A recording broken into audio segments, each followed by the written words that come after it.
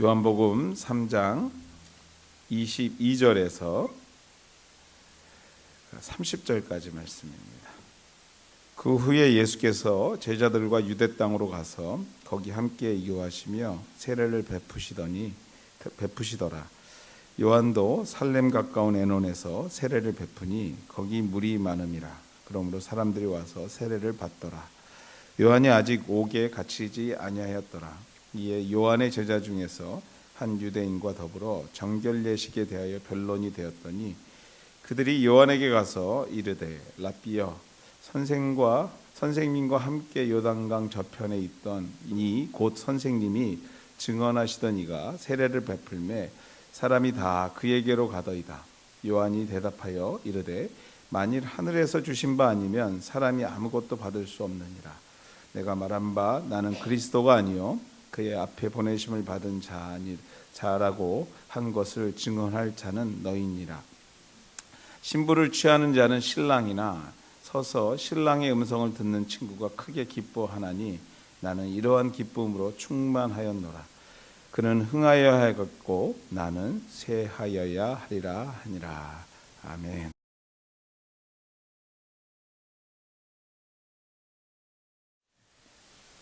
요한복음 13번째 시간, 나는 쇠하여야 하리라 라는 제목 가지고 여러분과 함께 말씀 나누기로 합니다. 지난 시간 우리가 니고데모와의 대화를 마치신 예수님의 이야기를 여러분과 함께 나누었습니다. 니고데모와의 대화를 마치신 예수님이 자리를 옮겨서 유대 땅에서 세례를 베풀기에 시작하십니다.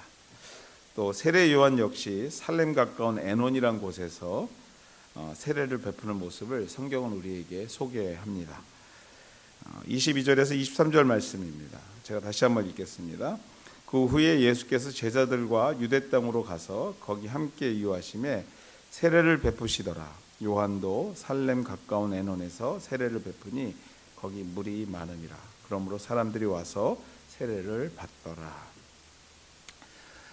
회개를 촉구하고 하나님 나라를 선포하고 회심하는 자들에게 세례를 베푸는 거룩한 사역이 신약 시대의 큰 두 인물, 우리가 굳이 인물로 따지자면 정말 큰 두 인물 예수님과 세례 요한을 통해서 이루어지는 장면을 우리에게 소개하고 있습니다. 그런데 이 거룩한 사역 중에 우리는 이 말씀을 읽는 중에 이 묘한 기류가 있음을 짐작하게 됩니다. 느껴집니다. 그렇습니다, 여러분들. 요한의 제자들로부터 시작된 이야기입니다. 기류입니다. 느낌입니다. 26절입니다. 이렇게 기록합니다. 그들이 요한에게 가서 이르되 랍비여, 선생님과 함께 요단강 저편에 있던 이 곧 선생님이 증언하시던 이가 세례를 베풀매 사람들이 다 그에게로 몰려가더라. 가더이다 라고 얘기하는 것입니다. 선생님이 증언하시던 그분 누구죠? 예수님이시죠. 그분이 세례를 베푸는데 이전에는 다 우리에게 오던 사람들이 이제는 어떻게 해요? 예수님께 몰려갑니다. 선생님 아시고 계세요? 라고 제자들이 물어보는 거예요. 요한에게요. 요한의 제자들은요, 무언가 흐름이 변화하고 있다는 것을 느꼈던 거예요. 본능적으로요. 시간이 흐르면서 지금 무언가 큰 물줄기가 변하고 있구나라는 것을 느낀 것이죠.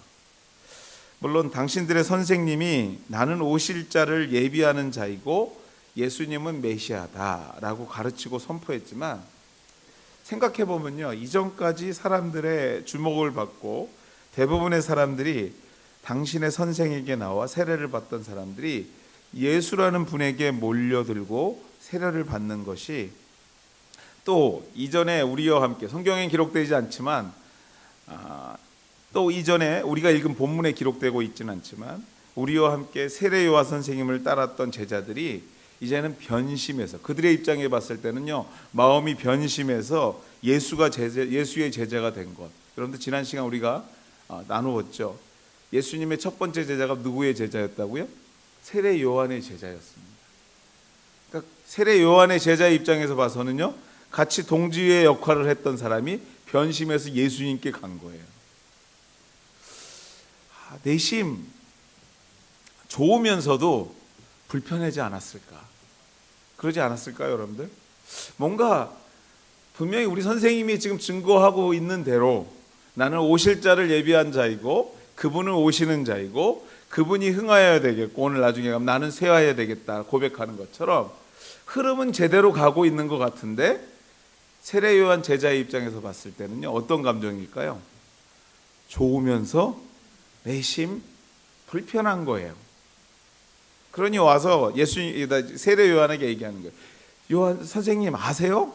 이전에 우리에게 다 몰려들던 사람이 이제는 예수님께 가고 있어요. 이 말 속에 느껴지는 뉘앙스가 뭡니까? 좋으면서도요, 한편으로 불편한 거예요. 그 흐름이. 좋으면서도 불편한 감정, 여러분들 혹시 느껴보시지 않으셨습니까? 저는 많이 느끼는데요. 좋으면서도 불편한 감정. 뭔지 모르시죠? 안 느껴보셨어요. 다들 그런 얼굴이에요. 나는 안 느껴봤는데 목사님만 느껴봤나 보죠? 하는 느낌이죠. 좋으면 좋고 나쁘면 나빠야죠. 그래야지 문제가 해결되기 쉽고 마음이 정리되기 쉬운데요. 좋은데 생각해보면 불편해. 그 사람이 잘 되는 게 참 좋은데 생각해보면 내가 불편해. 그러니까 자꾸 이렇게 마음이 정리가 안 되는 거예요. 생각이 정리가 안 되는 것입니다. 본문의 요한의 제자들이 느끼는 이런 복잡 미묘한 감정은요, 그냥 제자들이 막 생각을 막 확대해서 목회하다 보면 그런 분들 가끔 만나요. 정말 저는 그냥 별 얘기 안 했는데요, 집에 가서 하루 종일 생각하셔가지고 나는 이렇게 얘기했는데 이만큼 만들어 갖고 와갖고 저한테 이렇게 딱 내놓는 분들 가끔 만나요. 그럼 제가 저걸 어떻게 하지 이럴 때가 많은데요, 요한의 제자들의 오늘 감정이 그런 감정이었나? 아니에요, 여러분들. 망상이나 아무 근거 없는 그저 느낌으로 오는 것이 아니라 현실이었어요. 요한복음 우리가 읽지 않은 이제 다음 시간에 읽을 요한복음 4장 1절 말씀을 보면 이렇게 기록합니다. 예수께서 제자를 삼고 세례를 베푸시는 것이 요한보다 많다 하는 말을 바리새인들이 들은 줄을 주께 아시느니라. 실질적으로 이전에는 요한이 하던 모든 사역의 대부분이 예수님 쪽으로 넘어가고 있었어요. 훨씬 많이 했습니다. 그것도 여러분들 아세요? 요한복음 4장 읽어보면요, 예수님 직접 세례도 안 하셨어요. 제자들로부터 하라고 베풀었는데도 더 많은 사람이 가고 있는 거예요. 이제까지 자신의 주된 사역이었던 세례, 이제는 예수의 사역이 더 크다고 예수의 제자들이 말했나? 아니에요. 예수님이 말했나? 아니에요. 그 당시에 정말로 그것을 견제했던 바리새인들의 입을 통해서 듣게 됐다라는 거예요. 제3자에 의해서. 그러니까 더 정확한 얘기인 거죠. 게다가 오늘 우리가 읽은 3장 25절 말씀에 보면 이런 말씀이 나옵니다. 이에 요한의 제자 중에 한 유대인과 더불어 정결 예식에 대한 변론이 되었대요. 그냥 쓱 지나가는 말씀이지만 이 얘기 무슨 얘기냐면요, 정결 예식이 뭐냐면 요한의 세례에 베푼 얘기예요. 정결 예식, 깨끗하게 하는 예식, 세례, 죄로부터 깨끗이 씻김 받는다는 얘기죠. 요한의 세례 사역에 대해서 유대인들이 소위 딴지를 걸기 시작한 거예요. 너 정말 제대로 하고 있어? 그 형식이며 그가 베풀었던 여러 말이며 모든 것들을 시비 걸기 시작한 거예요, 유대인들이요. 무슨 말입니까, 여러분들?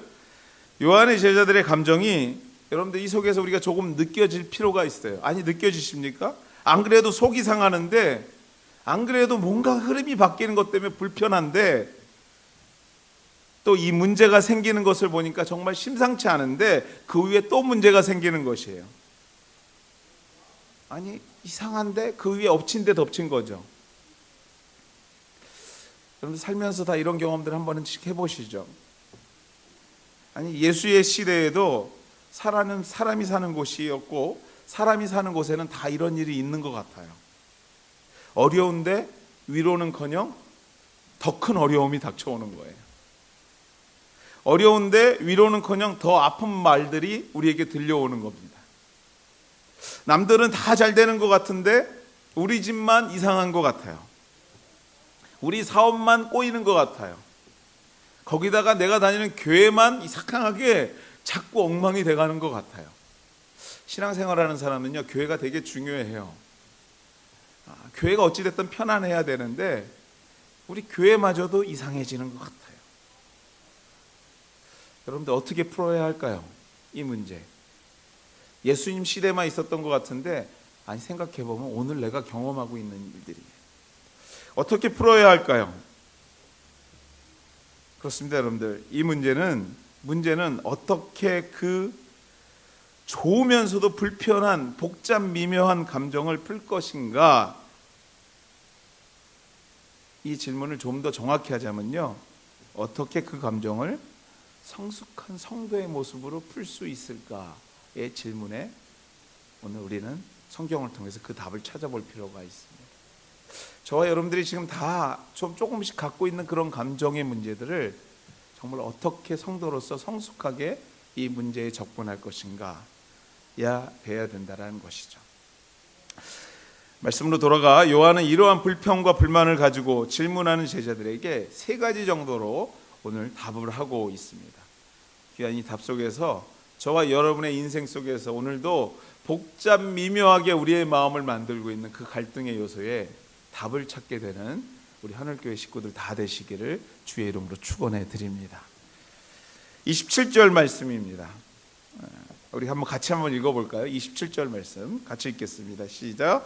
요한이 대답하여 이르되 만일 하늘에서 주신 바 아니면 사람이 아무것도 받을 수 없느니라. 이게 요한의 첫 번째 답이었어요. 좋으면서도 불편한 감정을 가지고 질문하는 제자들에게 첫 번째 답이 바로 27절입니다. 만일 하늘에서 주신 바 아니면 사람이 아무것도 받을 수 없답니다. 하늘에서 주시지 않으면. 그렇습니다. 이 말씀은 두 가지로 생각해 볼 수 있는 말씀이에요. 먼저 우리가 아무리 애를 써도 하늘에서 허락하지 않으면 어떠한 일도 할 수 없다라는 첫 번째 의미가 있습니다.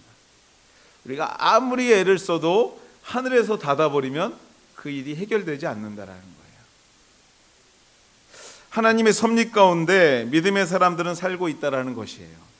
무슨 말이냐면요, 마태복음 10장 29절 말씀에 보면 참새 2마리도요 하나님께서 허락하지 않으면 팔리지 않는데요. 이 말은 거꾸로 얘기해서 2마리가 팔리는 섭리는 누구에게 달려있다고요? 하나님께 있다는 거예요. 하나님께서 허락하지 않으면 그 하찮은 미물도 그게 허락되지 않는다라는 것입니다. 우리가 지금 수고하고 애를 써서 살고 있는 것 같지만 그 또한도 하나님의 섭리가 없이는 불가능하다라는 거예요. 우리가 뭔가를 다 할 수 있는 것 같고 다 해결할 수 있는 것 같지만 하늘에서 딱 져버리면요 끝이라는 거예요. 무슨 말씀입니까? 이 말을 좀 더 우리 쪽으로 끌어들여서 생각하면 자족할 줄 알아야 된다는 거예요.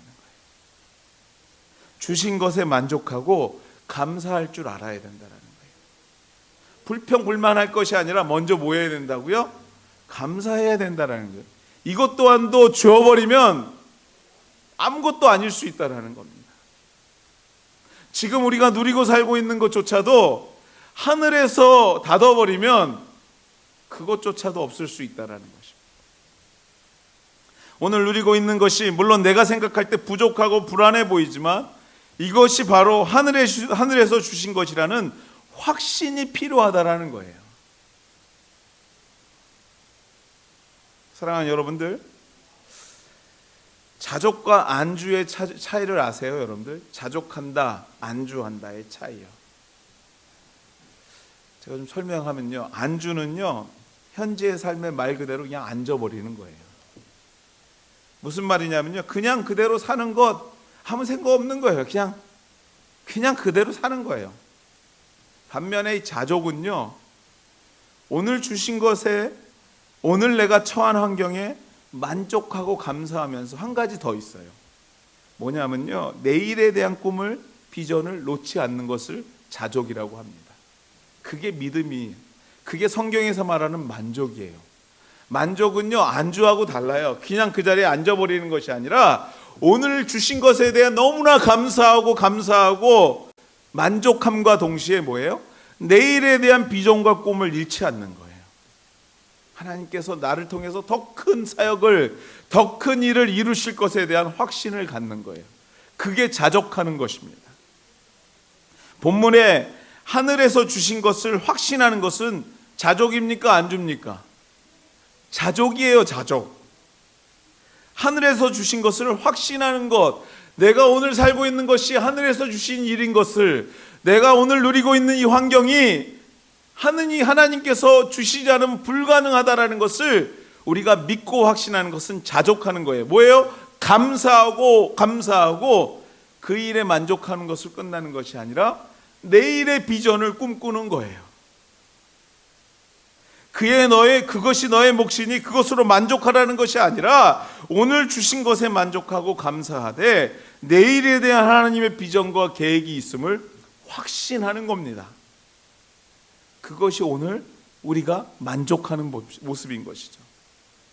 그렇습니다. 여러분들, 이 복잡 미묘한 감정을 어떻게 풀어야 합니까? 누군가 우리에게 물어본다면 먼저 현재에 대해서 감사하고 만족함으로 풀어가는 거예요. 형들, 내가 현재에 만족하지 못하니까 자꾸 감정이 복잡 미묘해지는 거예요. 왜 그 사람은 잘 되지 하고 자꾸 생각이 드는 거예요. 왜요? 내가 지금 만족하지 못하고 살고 있기 때문에 그래요. 요한은 제자들에게 첫 번째로 지적하는 게 뭡니까? 만족하라는 거예요. 감사하라는 거예요. 그러나 거기에 머무는 것이 아니라 하나님의 더 큰 비전과 꿈과 계획이 우리 가운데 있음 또한도 확신하라고 요한이 우리에게 권면하고 있는 줄 믿습니다. 하늘에서 주시지 않는 것, 하늘에서 주시지 않으면의 첫 번째 의미가 그런 의미예요. 사랑하는 여러분들, 오늘도 우리에게 주어진 형편에서 자족하게 되시는 우리 하늘교회 식구들 되시길 주의 이름으로 축원해 드립니다. 두 번째 의미는 우리보다 더 많은 사람들이 몰려 들어와서 마음이 불편하십니까? 요한이 물어보면서 두 번째 의미는 이거예요. 그것 당연한 거야. 그게 두 번째 의미예요. 뭐라고요? 그거 당연한 거랍니다. 왜요? 그분이 바로 하늘에서 보내주신 하나님이기 때문이야. 좀 더 쉬운 말로 얘기하자면 뭐냐면요, 하나님과 이 하늘의 세계를 말하는 사람하고 땅의 세계를 말하는 사람은 어떻게 견딜 수 있어? 예수님께 몰려가는 거 당연한 거야. 이렇게 얘기하고 있는 거예요. 하늘에서 주신 분에게 더 많은 사람이 가는 것, 땅에서 준비하는 우리는 인정해야 한다라는 것이에요. 예수가 메시아인 것을 확신하고 앞으로 내가 아닌 그분을 따라야 한다라는 것을 얘기하고 있는 거예요. 그렇습니다. 여러분들, 우리 하늘가족 여러분, 답은 하나밖에 없어요. 뭐예요? 예수가 답입니다. 믿습니까, 여러분들? 예수가 길입니다. 그 어떤 것도 예수를 대신할 수 없어요. 그 얘기예요, 여러분들. 그러므로 어떠한 문제도 예수님 이름 앞으로 가져나갈 때 해결될 줄 믿습니다. 어떻게 보면 요한의 말에는요, 이 말에 내심 이런 말도 있을 거예요. 너희들도 빨리 예수께 가. 그게 답이야. 이 얘기를 하고 싶었을 거예요. 우리의 불편한 마음, 이기심, 걱정, 불안, 하늘에서 주신 예수의 이름 앞으로 나올 때 해결될 줄 믿습니다. 이 얘기를 하고 있는 거예요. 아니, 이것을 확신해야 된다고 요한은 답하고 있는 것입니다. 복잡 미묘하고 우리의 그 삶의 감정과 어려움, 여러분들 어떻게 풀어야 합니까?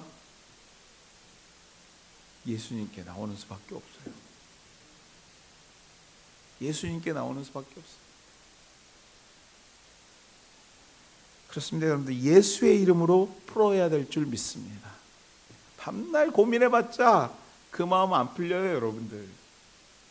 그 좋으면서도 진짜 왜 우리는 왜 이런 거야 하는 그 뱃속에, 그 가슴 깊음 속에 감춰져 있는 그 감정들, 묵직한 감정이 오늘도 우리를 끌어내리고 있지 않습니까? 그거 여러분의 능력으로 해결 안 됩니다. 민목사 기도 안 돼요, 여러분들. 도움은 될지 몰라도요. 뭐가 필요해요, 여러분들? 여러분들이 주님 앞에 나와 예수 이름 앞에 그것을 내려놓을 때 풀리기 시작합니다. 믿습니까, 여러분? 그거 갖고 살지 마세요. 그거 갖고 살지 마세요. 여러분들 끝까지 밑에 바닥까지 끌어내릴 뿐이지 도움 안 됩니다. 절대 도움 안 됩니다. 오늘 요한이 제자들에게 얘기하는 거예요. 너희 그런 생각 가지면 절대 도움 안 돼. 어떻게 하라고요? 주님 앞에 갖고 나와. 주님 앞에 내려놔야 돼. 그래야지 그 문제가 해결돼. 말하고 있는 것입니다. 사랑하는 여러분들, 주님 앞에 오십시오. 주님 앞에 오십시오. 이런 분들이 있을 거예요. 집에서도 주님 앞에 잘 나와요. 이렇게 얘기하시는 분이 있을 건데, 물론 좋습니다. 그런데 여러분들 정해놓고 주님 앞에 나오셔야 돼요. 교회에서 여러분들의 그 정함을, 귀찮음을 해결해 주잖아요. 토요 새벽 예배, 주일 예배, 여러분 갖고 나오셔야 돼요. 그리고 내려놓으셔야 돼요. 주님 앞에. 아멘? 아멘 한번 하십시오. 아멘? 이 더운데 아멘으로 좀 이기세요. 덥네요, 여러분들. 여러분들 아세요? 우리 교회 비밀이 있는 거? 반에서 앞으로 나오셔야지 시원해요. 그 뒤쪽보다 앞이 더 시원합니다. 예? 왜 그러냐면 에어컨이 앞으로 나오고 있거든요. 예? 앞으로 나오셔서 주님 앞에 내려놓으십시오. 그래야지 해결됩니다. 둘째로, 그 복잡 미묘한 감정을 어떻게 해결하실까?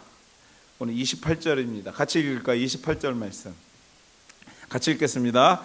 내가 말한 바 나는 그리스도가 아니요 그 앞에 보내심을 받은 자라고 한 것을 증언할 자는 너희니라.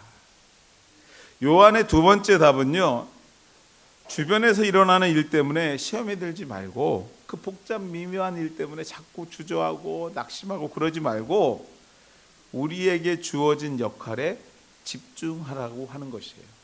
오늘 나에게 맡겨진 그 일에 집중해 보라는 것입니다. 내가 말한 바 나는 그리스도가 아니요 그 앞에 보내심을 받은 자인 것과 이것을 증언할 자가 누구라고요? 바로 제자들 너희라는 거예요. 나는 내 역할을 이해했고 너희에게 맡긴 건 뭐냐면 내가 내 역할을 이해했다라는 것을 너희가 나가서 증언해라는 겁니다. 요한의 제자들의 입장에서 볼 때는요, 어찌 보면 아주 독단적으로 행해지던 세례사역, 그 세례사역이 흔들리고, 또 24절 말씀에 아직 옥에 갇히지 않았다라는 말을 쓱 흘려요. 말씀에 보면 이 말이 무슨 말입니까? 그 당시에 요한의 사역이 정치적으로 엄청나게 견제를 받고 있었다라는 거예요. 권력으로부터 많은 견제를 받고 있는 선생님, 이러한 모든 것을 볼 때 그들이 정말 불안했던 거예요. 미래가 없는 거예요. 아니, 미래라고 생각했는데 짜잔 예수님이 등장해서 수많은 사람이 몰려가지, 그 몰려가는 그 모습을 보면서 맞아, 그 일이 정답이야 하고 요한은 얘기하고 있지. 자기들이 따랐던 예수 선생님은요. 그리고 주변의 환경을 보니까 곧 잡혀갈 것 같아요. 요한이요. 결국은 순교하죠. 여러분들 성경에서 목이 잘렸다는 표현을 많이 쓰지 않는데 굳이 목이 잘려서 순교한 사람이 요한이에요. 여러분들 불안하고 걱정거리였습니다.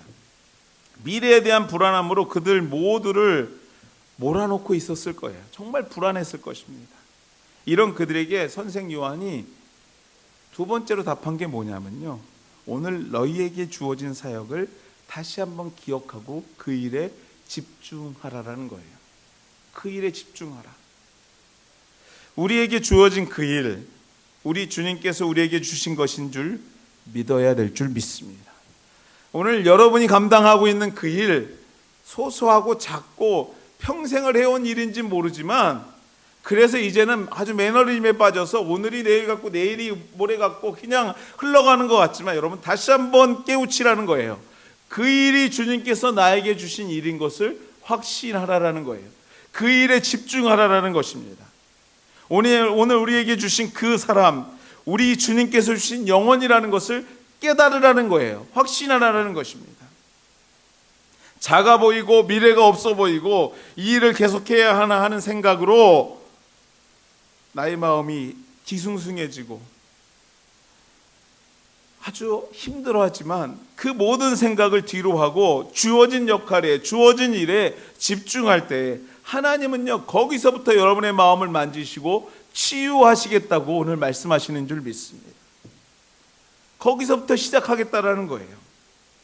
거기서부터 시작해서 더 크게 사용하시겠다라는 것입니다. 기억하십시오, 여러분들. 우리가 있는 곳이 부르신 곳인 줄 믿습니다. 우리가 있는 곳이 바로 하나님이 있는 곳입니다. 그곳에서의 역할과 주어진 일이 우리의 사역이요 사명이요 하나님께서 우리에게 요구하신 일인 줄 믿습니다. 그것을 믿어야 돼요. 거기서부터 시작하시겠다라는 것입니다. 29절 말씀입니다. 한 번 더 읽겠습니다. 신부를 취하는 자는 신랑이나 서서 신랑의 음성을 듣는 친구가 크게 기뻐하나니 나는 이러한 기쁨으로 충만하였노라. 이 요한의 세 번째 답은요, 두 번째 답의 연장선에서 이해하는 것이 좋습니다. 그래서 같이 읽는데요, 주어진 역할, 주어진 일에 집중하는 자에게 뭘 주시겠다고요? 오늘 기쁨이 있을 거라고 성경은 우리에게 얘기합니다. 여러분들 결혼식 주례 하다 보면요, 여기 결혼식, 특별히 한국 결혼식은 좀 다른데 여기 결혼식은요, 신랑 측 들러리가 있고요, 신부 측 들러리가 있어요. 그래서 들러리와 함께 미리 예행 연습을 다 합니다. 왜 그렇게 예행 연습하는 줄 아세요? 가끔 가다 보면요, 신랑 신부가 있어야 할 자리 있지 않고요, 또 들러리가 있어야 할 자리 있지 않고 막 뒤바뀔 때가 있어요. 그래서 여러분들 그 요기 결혼식 때 가장 집중해서 훈련하는 게 뭐냐면 어디 서 있어야 되는지를 가르쳐요. 어떻게 따라오라고 가르치고요.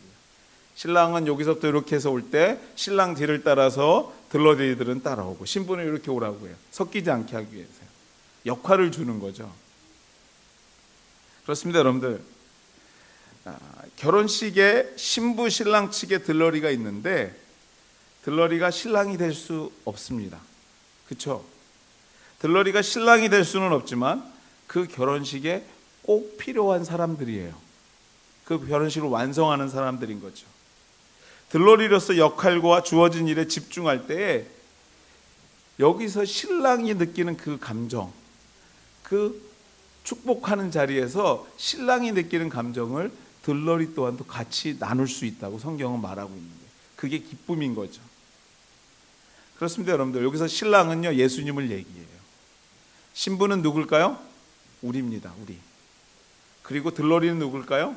그 신랑 오시기를 예비했던 세례 요한 자신을 얘기하는 거예요. 요한은 자신의 역할을 믿고 알고 있었어요. 충실히 행했습니다. 그때 예수님이 딱 등장하자 요한이 가장 먼저 느낀 게 뭐예요? 주님께서 이제는 내 사역의 완성을 이루시는구나 하면서 요한이 기뻤던 거예요. 마치 들러리가 기뻤던 것처럼. 그래서 비유해서 설명하는 겁니다. 요한은 자신의 역할을 믿었으며 충실히 행할 때 하늘에서 주시는 기쁨 또한도 경험했던 사람이기에 오늘 우리에게 얘기하는 거예요. 복잡 미묘한 감정 없애는 유일한 방법은 오늘 내게 주어진 그 역할을 충실히 감당할 때 주시는 하나님의 기쁨을 경험해야 된다는 겁니다. 오늘 나에게 주어진 역할, 그 역할이 정말 누가 보기에는 아무것도 아닌 역할일 수 있지만 그 역할을, 그 자리를, 그 위치를 지킬 때 누구도 할 수 없는 그 기쁨을 내가 경험할 수 있게 된다는 거예요. 사랑하는 우리 하늘가족 여러분, 우리에게 역할이 있습니다. 믿습니까, 여러분들? 역할 없는 사람 아무도 없어요, 여러분들. 역할이 있습니다. 오늘 그 자리, 그곳이 우리에게 주어진 자리인 것을 확신하고 충성하고 있다면 그 누구도 누리지 못하는 하늘의 기쁨 또한도 여러분의 것이 될 줄 믿습니다. 바로 그 자리가 내 자리인 것을 확신하고 그 자리에서 충성을 다하고 있다면 우리를 기다리는 것은 다른 것이 아니라 하늘의 기쁨이에요. 감사합니다. 감격입니다. 그리고 그 복잡 미묘했던 그 마음이 하늘의 기쁨으로 눈 녹듯이 사라지는 은혜 또한도 우리가 경험하게 될 줄 믿습니다. 이 축복이 우리 하늘교회 축복이 되기를 소망합니다. 여러분의 축복이 되기를 소망합니다. 여러분들 그 복잡 미묘한 감정과 오늘 말씀으로 겨루십시오. 담대히 맞서십시오. 그래야지 그것이 사라집니다. 그래야지 여러분들 하늘의 기쁨이 있습니다. 그래야지 믿음으로 사는 사람들의 진정한 감격과 감사 또한도 우리 누리게 될 줄 믿습니다. 말씀을 맺습니다. 30절 말씀입니다. 같이 읽을까요? 30절 말씀입니다. 그는 흥하여야겠고 나는 쇠하여야 하리라 하니라. 요한의 고백입니다. 여러분들 좀 달리 들리지 않아요, 여러분들? 아니, 자신의 역할이 주어진 사역을 정확히 이해하고 믿고 확신한 자의 고백이 바로 이거예요. 그는 흥하여야겠고 나는 쇠하여야 하리라. 예수는 흥하고 나는 쇠하여야 된다는 거죠. 그냥 그대로 이해한다면요. 이제 나는 끝이라는 의미 맞나요? 나는 이제 끝이야. 아니, 여러분의 말로 표현하면 저희가 너무 기쁘게 했어요. 나는 이제 끝이야. 이렇게 해야 되는데 나는 이제 끝이야. 이게 아닙니다. 나는 이제 끝이야. 근데 여러분들 이거 아세요? 말씀을 쫙 이해하고 나면 이게 맞아요. 나는 이제 끝이야. 너무 행복해. 이게 맞아요. 예수가 중앙무대로 나오고 나는 비켜날 차례. 예수가 이제 인류의 일을 위하여 십자가의 길을 가야 할 차례고 그 길을 예배했던 내 역할은 이제 끝이야. 이 말은 무슨 말입니까? 나의 역할을 완벽히 완수했다면 나는 정말 만족해. 이거예요. 끝이야가 아니라 나는 정말 만족해. 내 역할을 끝냈기 때문에. 내 역할을 이해했고 나에게 주어진 자리에서 최선을 다했기에 나는 만족해. 이걸로 끝나는 겁니다. 사랑하는 여러분들, 우리의 인생이 끝나고 하나님 앞에 설 때에 요한의 고백이 나의 고백이 되기를 소망합니다. 여러분의 고백이 되길 소망해요. 하나님, 나는 이제 만족합니다. 나는 쇠하여야 돼요. 얼마나 기쁩니까? 쇠할 역할로 태어났는데 이제 쇠하여야 되는 거예요. 그게 나의 사명의 완수인 거예요. 하나님, 나에게 맡겨진 일이 그 일이었는데 오늘 내가 그걸 기쁨으로 감당하고 하나님 앞에 섰을 때 하나님, 내가 이 길 잘 감당했죠? 감사합니다. 할 수 있다면 그거보다 기쁜 일이 뭐가 있겠어요? 우리의 복잡 미묘한 감정이 왜 생깁니까, 여러분들? 자꾸 비교하고 자꾸 내가 하고 있는 일이 하찮아 보이고 자꾸 그 사람은 흥하고 나는 망할 것만 같고 그래서 오는 감정들 아닙니까? 아니에요, 여러분들. 우리는 쇠하여야 돼요. 믿습니까, 여러분들? 우리는 쇠하여야 돼요. 그게 역할이에요. 그렇게 생각한다면요, 그것보다 기쁜 일이 뭐가 있겠어요? 그 고백이 바로 성경이 오늘 우리에게 요구하는 고백인 줄 믿습니다. 복잡 미묘한 감정 앞에서 우리가 고백해야 될 게 뭡니까? 나는 쇠하여야 할 사람입니다. 우리 하나님께서 오늘 저와 여러분에게 주시는 답입니다. 우리 그 생각하면서 한번 고백해 볼까요? 나는 따라해 볼까요? 나는 쇠하여야 하리라. 느낌이 오세요? 그게 바로 우리의 믿음의 고백인 줄 믿습니다. 우리 같이 한번 기도하겠습니다. 우리 소리내서 한번 같이 기도하겠는데요. 하나님, 알 수 없는 것이 나의 마음을 오늘도 놓아주지 않습니다. 그 묵직한 것이 내 마음의 깊은 곳에서부터 나를 끌어내립니다. 기뻐해야 되는데 자꾸 기뻐하지 못합니다. 같이 함께 축하해 줘야 되는데 하다 보면 자꾸 이상한 감정이 나를 붙들어 맵니다. 하나님, 나는 쇠하여야 하리라 하셨던 요한의 고백이 나의 고백이 되게 도와주시옵소서.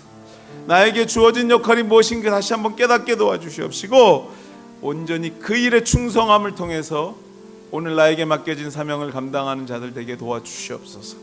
우리 하늘교회 또한도 그러한 역할을 감당하는 교회 되게 도와주시옵소서. 오늘 이 시간에 합심해서 같이 한번 기도하도록 하겠습니다. 같이 한번 기도하겠습니다. 하나님 감사합니다. 나는 쇠하여야 하리라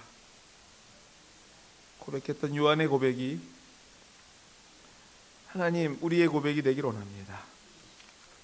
모든 것을 최선을 다하여 이루고 바로 그것이 내 역할이었습니다. 믿음으로 고백할 수 있는 하나님의 백성들 되게 도와주시옵소서. 주변에 그 어떤 것으로 흔들리는 자들이 아니라 하나님 기뻐하며 축하할 수 있는 넉넉한 마음 또한도 우리에게 허락하여 주시옵소서.